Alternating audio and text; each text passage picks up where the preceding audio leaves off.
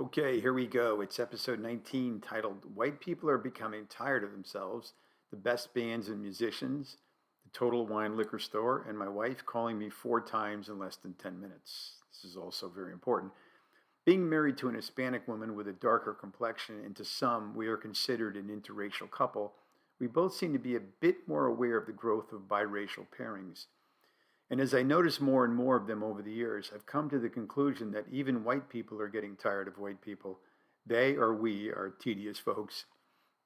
And here are the bands and musicians that I could listen to anytime, any day, under any circumstance: Tower of Power, Steely Dan and Donald Fagen; James Brown, the Doobie Brothers; Aretha Franklin; Earth, Wind and Fire; Boss Skaggs, the band; the Young Rascals, or Rascals as they would later be named; Chicago, John Coltrane, Van Morrison, the Beach Boys, Joe Sample and the Crusaders; Marvin Gaye, Little Feat; Frank Sinatra, Stevie Wonder, Hall and Oates, Bobby Caldwell, Chuck Berry, War, the Four Seasons, the Neville Brothers, Charlie Parker, the Turtles, Louis Armstrong, the Temptations, the Average White Band, Cold Blood — this is a longer list than I thought — Art Blakey, Joni Mitchell, B.B. King, Wilson Pickett, The Who, Jackie Wilson, NRBQ, The Wild Weeds, Crosby, Stills, Nash and Young, Ray Charles, Simon and Garfunkel, Mitch Ryder,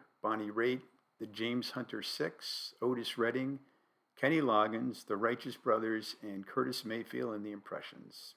Anytime, any day. As I usually frequent our local Total Wine Weekly — in case you don't know, it's just liquor superstore that basically has every liquor, wine, or beer that's manufactured, sometimes more often than weekly, depending on our needs. I've noticed that while I'm in the store, I find that I'm loose, congenial, and more outgoing than usual. It's uplifting, as it has become the facility that will elevate my mood. Liquor stores make me happy. What can I say? I don't suffer from high blood pressure, but if I did, the place would return me to homeostasis. I could spend hours in there, but my life doesn't allow that luxury. And you can only buy so much liquor, especially at my age.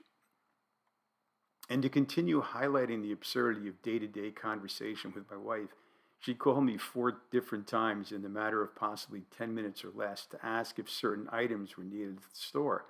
And she claimed on the last call that this was the last call she would make, and I replied, "Yes, it will be the last you will be calling me. I won't be picking up any more of your calls from here on in today. Not after that." Imagine that there was an uninsured man — this is a true story — who had hepatitis C, an inflamed liver, and was yellow with jaundice, and lived in a state that did not participate in the Affordable Care Act. And all he had to do was drive about half an hour or so to be eligible for the care he needed, but refused since he didn't want to take part in Obamacare. And he claimed that he would rather die than take part in the government running his life. Well, he got his wish and died not long after from liver toxicity. It's quite difficult to imagine that he would make this decision, but this is an example of living with eyes and mind closed and ears sealed and deaf. He died not from liver toxicity, but rather died from toxic effects of dogma and irrational beliefs. I'm going to say 2 words here: fix shit. Yes, I said fix shit. You heard right. These 2 words together can sum up a lot of problems in life. Fix it however you can. I know there's no guarantee that you'll fix the problem, but at least give it a try. Life is always worth fixing. Though honestly, I bet about 225 in this area, or maybe even less, in fixing stuff. But at least give it a try. Being different today, simply for the sake of being different, is not going to make much of a difference, which is basically the same as saying the more things change, the more they remain the same. And everybody is different in their own way. Lately, I find myself nearly obsessed with the question of where does all of the garbage and refuse that each household accumulates go? I know that it goes to the dump, but how does this planet handle all this crap? There are 7.7 billion people in the world, and we are fucking up this planet rather quickly, and we know that all of this crap is not breaking down as quickly as we claim.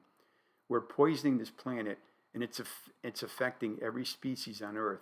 It's poisoning the oceans, the streams, the lakes, the soil, the farms, the air, and it contributes to global warming every single day. Humanity manufactures way too many goods and services that eventually get thrown away or dumped, and recycling has become a loss leader. Eventually, it will be phased out because it's not practical. It's a loss leader, and we need to make everything biodegradable.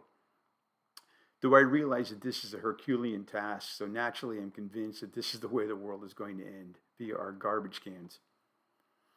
And what's the deal with the women's clothes having a zero size, not to mention a triple zero size? I don't know who came up with this idea. Is the idea to keep sizes in very low or no numbers as to not insult or embarrass them with larger number sizes? A zero size to me is a null factor, which eliminates the concept of a size. So, of course, in my simple mind, it means you don't weigh anything, therefore, you don't exist. How can you have no size? And then how could you be a triple zero size? Now, I want to see a woman that is one of the zero or minus zero sizes. I'm not comfortable with sizes being zero, especially less than zero. We never flipped to the metric system 40 years ago or so, but we've come up with the brilliant idea of having non-existing sizes or negative sizes. And lastly, I want to meet the people or person that came up with this idea. A quick search reveals that it was a woman, which surprised me because I would have assumed that it was a man's idea. But I did notice that some countries do not recognize zero sizes, predominantly in Europe.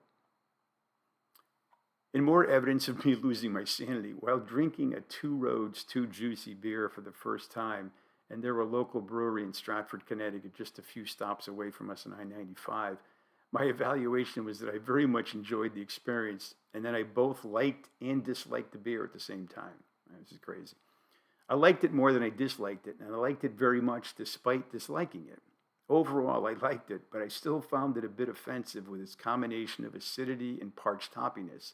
But it challenged me, and it won, and I will drink it again. And here I will stop. See you soon.